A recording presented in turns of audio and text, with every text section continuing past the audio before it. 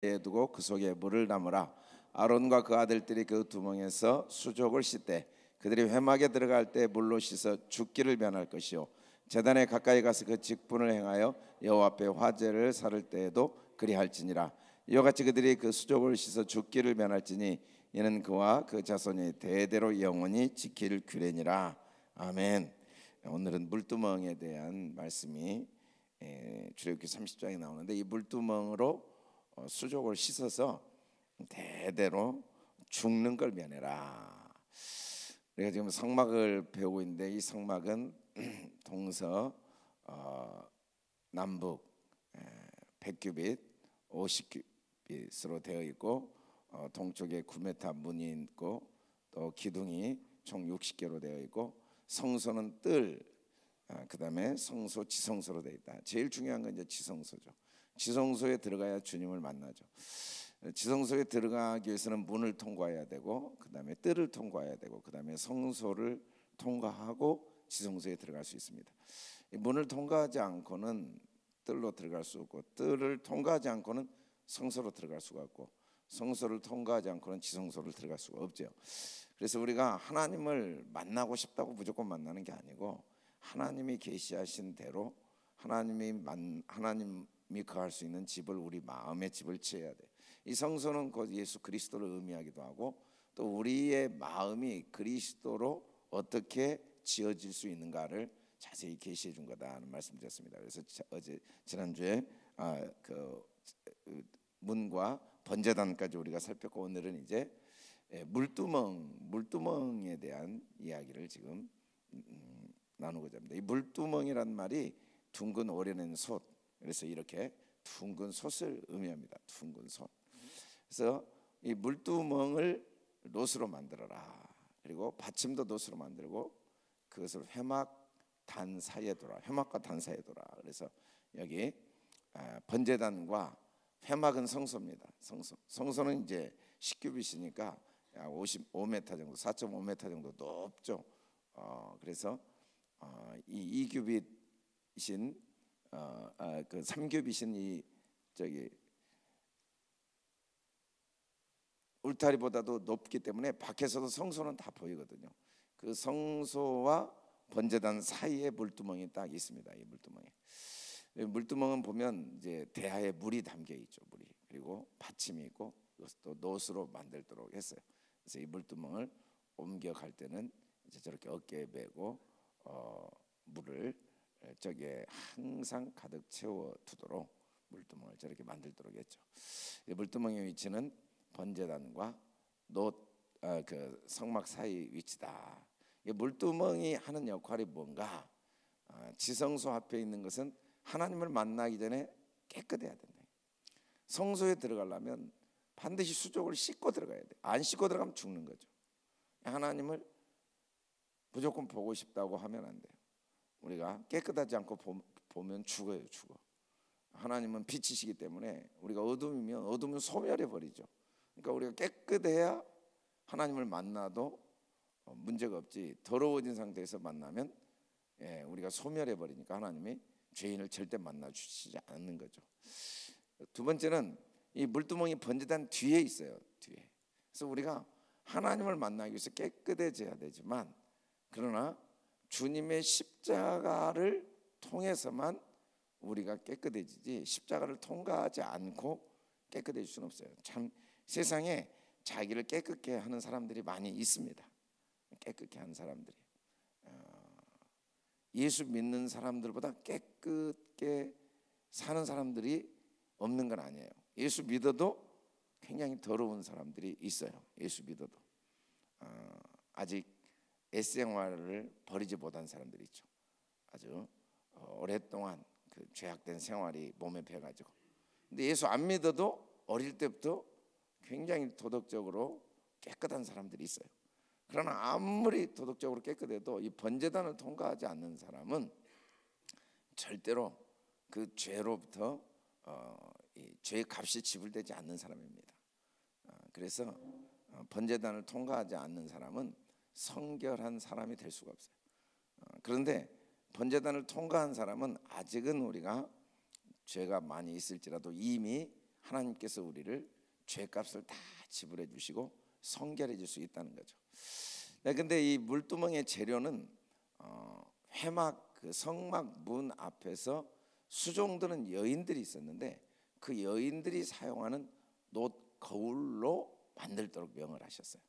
그냥 놋이 아니고, 놋이 이제 그 시대는 요즘 유리 거울은 아예 없는 시대죠. 그래서 얼굴을 항상 볼 때 자기 얼굴을 보이게 하는 거울을 놋으로 만들었는데, 그게 제일 여자들한테는 비싼 거고 귀중한 거죠. 평생 이 놋 거울 하나를 가지고 자기 얼굴을 단장할 수 있는데, 이 놋 거울은 하나님께서 이스라엘 백성들이 애굽에서 나올 때 애굽 사람들로 인하게 받아서 나오게 하신 거죠. 그래서 이 이스라엘 백성들이 애굽에서 나올 때 애굽 사람들에 의해서 하나님의 은혜로 놋 거울을 다 가지고 나왔는데, 특별히 회막에서 수종드는 여자들의 놋 거울을 다 받아다가 그것으로 물두멍을 만들도록 했습니다. 그래서 여자들이 즐거이 다 자기가 제일 귀하게 여기는 놋 거울을 다 내 가지고 그걸 녹여서 물두멍을 만들었어요. 이 물두멍은 이제 실제로 일회적으로 씻을 때는 제사장이 임명될 때 반드시 물두멍에서 수족을 씻음으로 제사장으로서 임명이 되는 그 규례를 하나님이 정하셨어요. 근데 이제 제사장이 된 다음에 매일 성소를 들어갈 때 반드시 물두멍에 손을 씻도록 했죠. 그래서 계속 씻어야 된다는 거예요. 제사장 직분을 위임할 때 그 아론과 그 아들들을 회막문으로 데려다가 물로 씻기고, 이게 이례적으로 이제 제사장으로 임명될 때 씻김을 받는 건데, 오늘 우리가 읽은 19, 20절에 보면 그 물두멍에서 수족을 매일 씻음으로써 제사장 직분을 행하여 여호와 앞에 죽음을 면할 수가 있어요. 물두멍에서 씻지 않고 성소로 들어가면은 죽게 된다는 거죠. 자, 이 물이 무언가, 물두멍에서 물을 씻는다는 게 뭔가, 베드로가 예수님이 발을 씻으려고 할 때 나는 절대로 예수님이 내 발을 못 씻어줍니다. 어떻게 예수님이 제 발을, 더러운 발을 씻습니까? 제가 예수님 발을 씻어야죠. 그랬더니 예수님이 내가 너를 씻어주지 아니하면 내가 나와 상관이 없다. 내가 너를 씻어줘야 내가 너와 만남이 가능하다. 구원의 문제는 아니죠. 시몬 베드로가 발뿐 아니라 손과 머리도 씻어주십시오. 그러니까 이미 목욕한 자는 발밖에 씻을 필요가 없다라는 말씀을 하십니다. 예수님은 우리의 발을 씻어주시는 분이고, 발을 씻어주심으로써, 물로 우리 발을 씻어주심으로써 내가 너와 상관이 있다라고 말씀을 하셨죠. 이 말씀이 이제 베드로는 그때 당시에 무슨 말인지 잘 몰랐어요. 근데 이 여인들의 거울로 만들었다라는 말이 무슨 의미인가?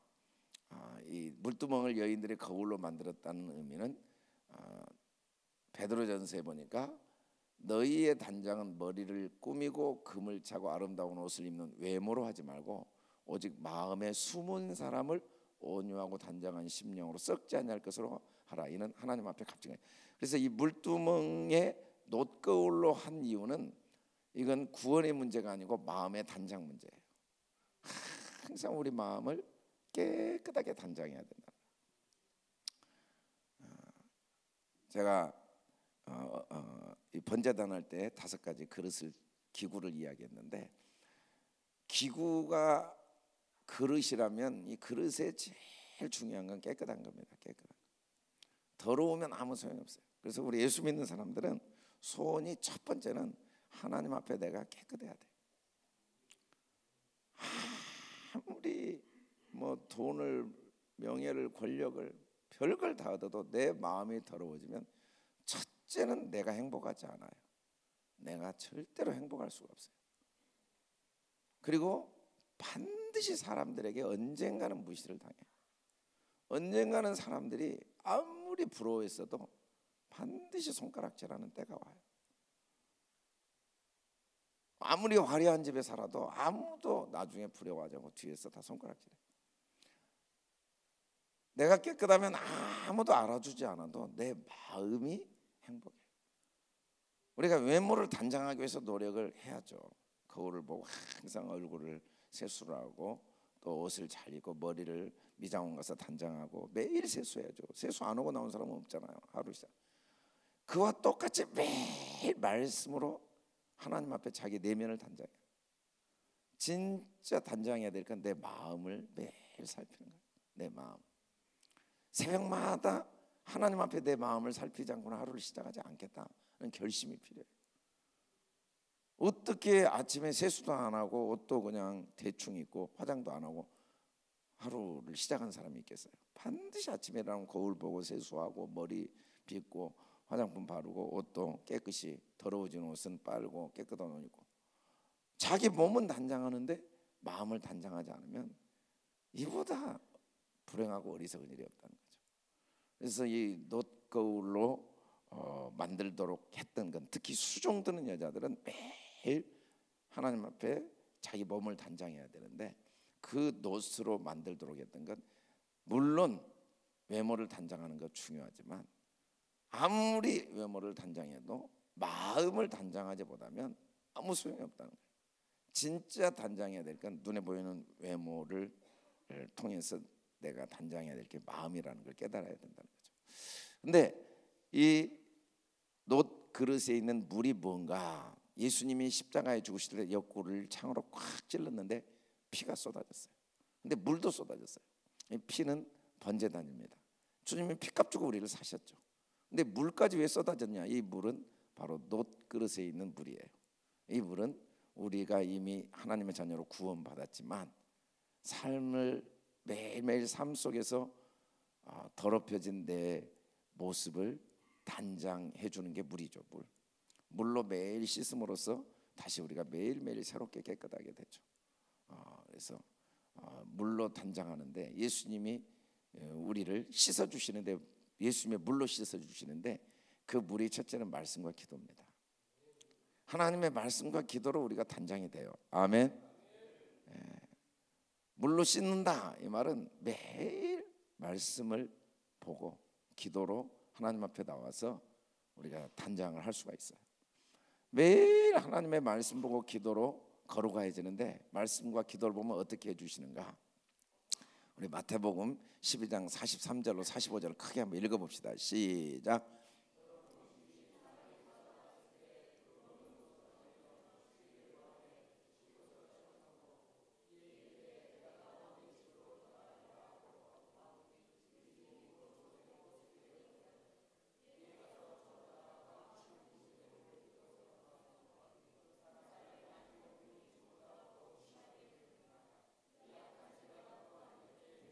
아멘.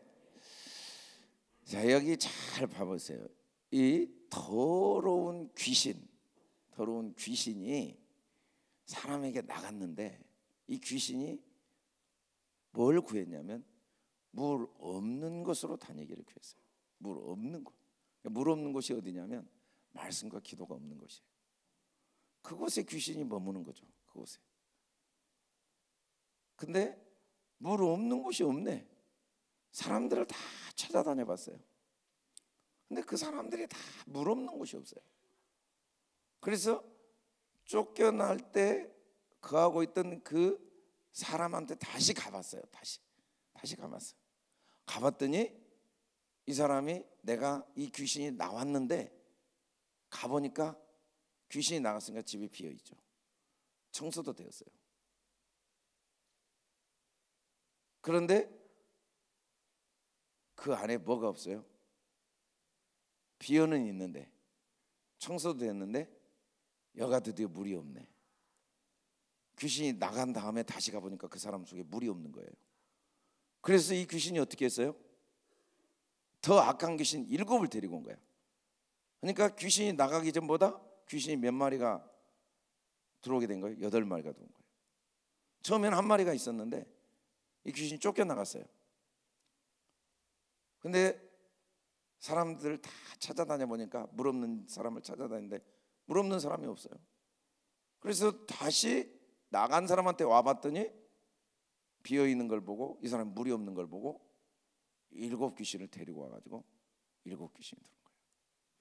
여러분, 예수 믿으면요, 예수 믿고 은혜 받고, 진짜 예수 믿기 전보다 사람이 더 완악해진 사람을 많이 만나요.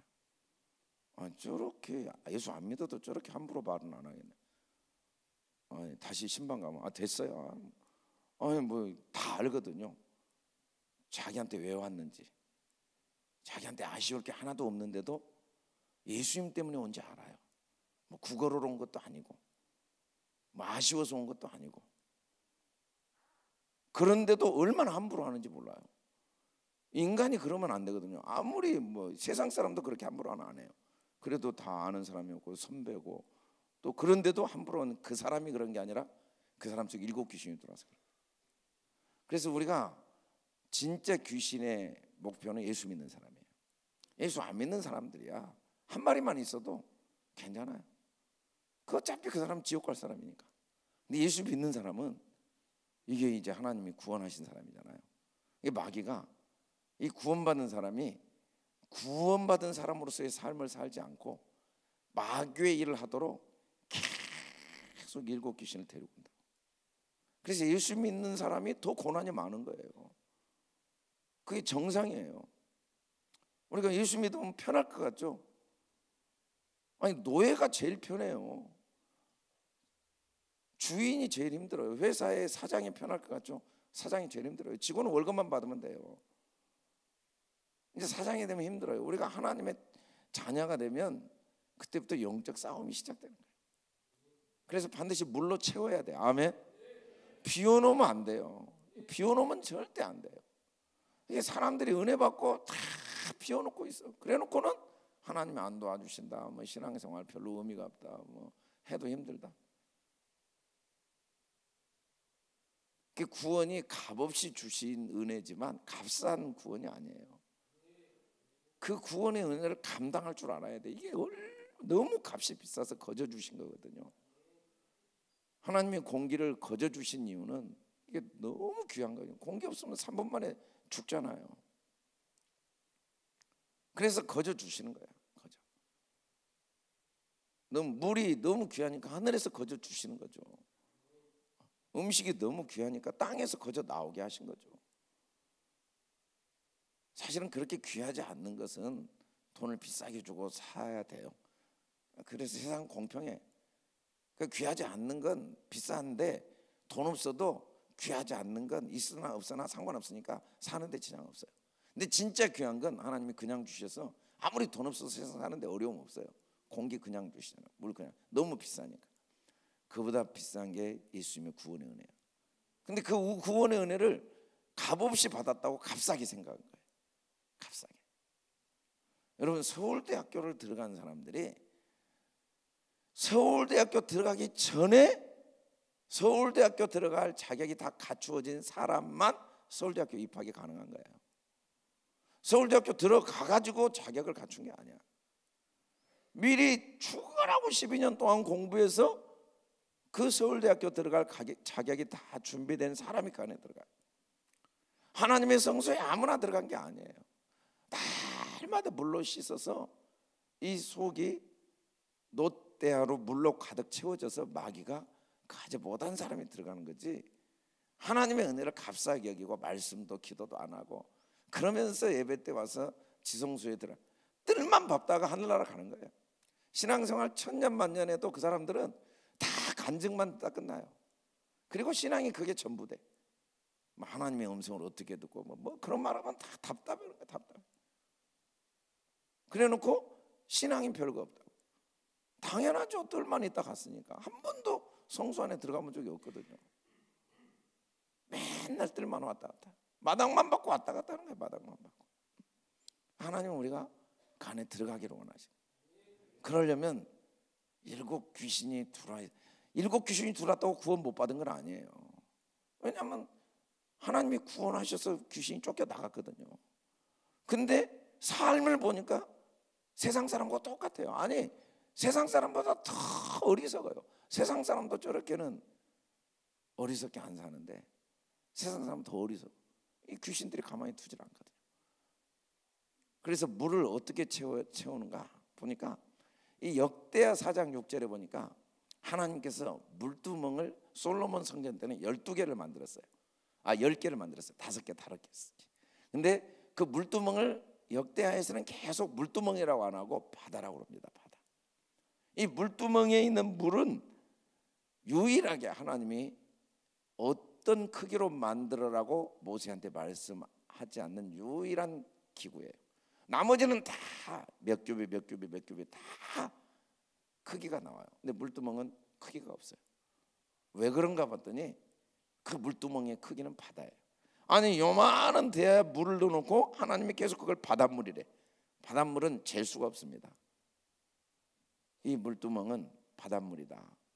하나님이 우리에게 끝없이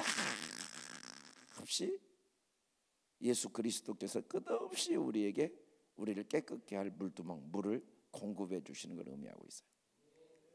베드로가 이 율법에 의하면 형제가 죄를 범하면 3번까지 용서하라고 그랬는데 주님 우리는 몇 번까지 해야겠습니까? 7번까지 해야겠습니까? 라고 물어보니까 7번뿐 아니라 7번을 70번까지라도 해야. 주님이 우리에게 부어주시는 이 물두멍의 물, 이건 구원과 관계된 게 아니고 우리를 깨끗하게 하고 거룩하게 하는 주님의 이 물은 바다와 같아요. 이 바다 속에는 뭐가 들어가도 바닷물로 바뀌어버려요. 어떤 죄인도 어떤 죄도 주님의 물이 우리를 등이 씻어내고 우리를 깨끗게 하죠. 여러분 어제 아무리 화장실에서 일했건 아니면 공장에서 일했건 모여가고 옷 딱 입고 나면 깨끗합니다. 어디서 어떻게 더러워졌든지 상관없어요. 물이 계속 공급만 되면. 근데 물이 없으면 큰일이죠. 근데 물은 끝없이 공급돼요. 이 물이 뭔가 사실은 이 물이 예수님이 그랬습니다. 그 다윗이 시편에서 보니까 뭐라고 그랬냐면 내 죄가를 아는데 내 죄가 항상 내 앞에 있다. 여러분 꼭 깨달아야 될 게 죄는 반복성입니다. 계속 죄는 반복을 하게 돼 있어요. 거짓말하는 사람은 또 거짓말합니다. 음란한 사람은 또 음란합니다. 교만한 사람은 또 교만합니다. 이기적인 사람은 또 이기적입니다. 탐욕적인 사람은 또 탐욕적입니다. 노름한 사람은 또 노름하고 마약한 사람은 또 마약하고. 그 약점이 계속 반복돼요. 반복. 이 죄가, 이 마귀가 우리를 조정하고 있으니까 우리가 거기 채우지 않으면 죄가 또 들어오고 또 들어오고. 회개하죠. 씻었죠. 주님 저를 용서해 주세요. 주님 용서했죠. 부흥회 때 은혜 받죠. 근데 또 와요. 또 와. 또 그 마귀가 돌아와.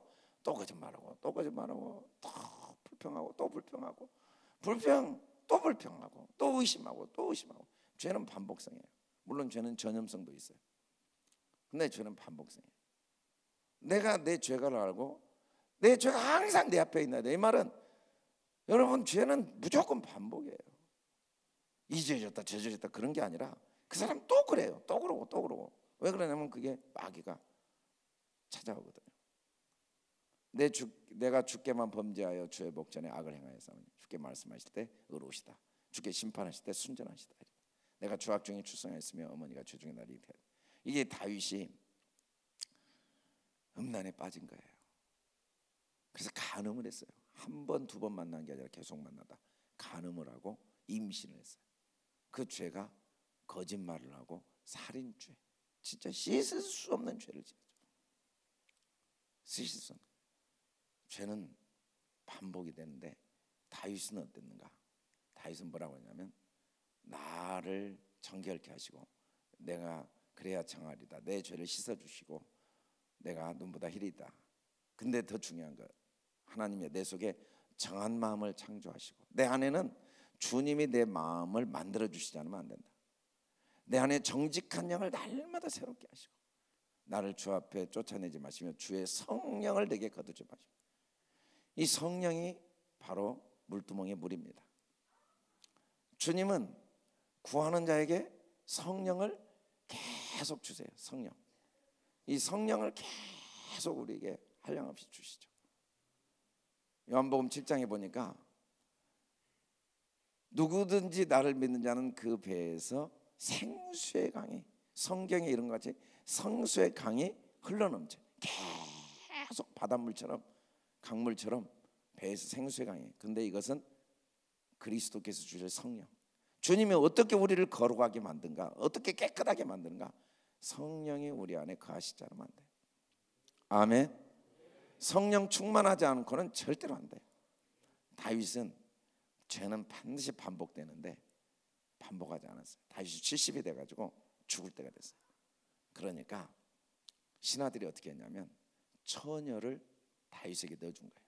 아비삭이라는 여자를, 수넴의 아비삭이라는 여자. 그래서 몸을 어제 부흥회 때 이야기한 것처럼 체온이 내려가서 죽어가니까 이 몸을 따뜻하게 하려고 처녀를 넣어줬는데 다윗이 뭐라고 나오냐면 그 아비삭과 동침하지 아니하였다라고 결론이 나와요. 다윗은 그 치명적인 죄를 지었지만 다시는 그 죄를 반복하지 않을 수 있었던 이유는 뭐냐면 성령을 그 안에 모시고 살기 시작. 여러분, 목사가 장로건 뭐 신앙생활 경륜이 얼마간 성령이 없으면 또 반복합니다. 반드시 토한 걸 돌아먹습니다. 또 교만하고 또 거짓되고 또 음란하고 또 이기적이고 또 육신적이고 또 물질적이고 반드시 반복합니다. 반드시 교만이 뱀 대가리가 뱀이 목을 탁 또 교만이 금방 틈타요. 손줄 알면 넘어져요. 그래서 우리는 오늘 또 내일 또 오직 성령 충만. 아멘. 우리 교회는 그냥 말씀과 기도, 성령 충만, 다른 데 관심 가지고 나머지는 하나님이 하세요. 아멘. 이 교회가 다른 것을 위해서 모인 게 아니에요. 만민이 기도하는 집이고 말씀 보고 성령 없으면 세상 모임이야. 세상 육신이에요. 육신. 저는 항상 그게 걱정해요. 한국 교회를 보면 아무리 하나님이 축복하셨어도 교회를 축복하시면 교회가 변질돼요. 관심이 있다는데 내 마음을 단장하는데 관심 있는 게 아니라 교회가 몇 명 모였느냐, 얼마나 크냐, 뭐 어떤 일을 했느냐, 뭐 장로, 뭐 권사, 뭐 목사, 뭐 총회장. 진짜 비참해요. 그보다 비참한 게 없어요. 7개씩 바로 돌아. 7개씩. 차라리 세상 사람이 그러면 괜찮아. 우리 한기교회는 그냥 말씀 보고 기도하고 부르짖고 누가 뭐라고 그래도 와서 부르짖고 성령이 충만해야 돼. 아멘. 그래서 주님 만나는 생활이 있어야죠. 아멘. 성소에 들어가야 돼. 성소. 그러지 않으면 비참해요. 저도 비참해요. 아무리 나를 사람들이 인정해 주면 뭐 하겠습니까? 내 안이 더러우며 내가 나를 무시하는데 내 안에 평안이 없어요. 기쁨이 없어요. 일생활이 나를 지배하고 있으면. 근데 그게 내 힘으로 절대 안 돼요. 말씀과 기도 외에는 안 돼요. 말씀과 기도 속에 성령이 임하세요. 아멘. 할렐루야. 할렐루야. 우리 다 같이 일어나서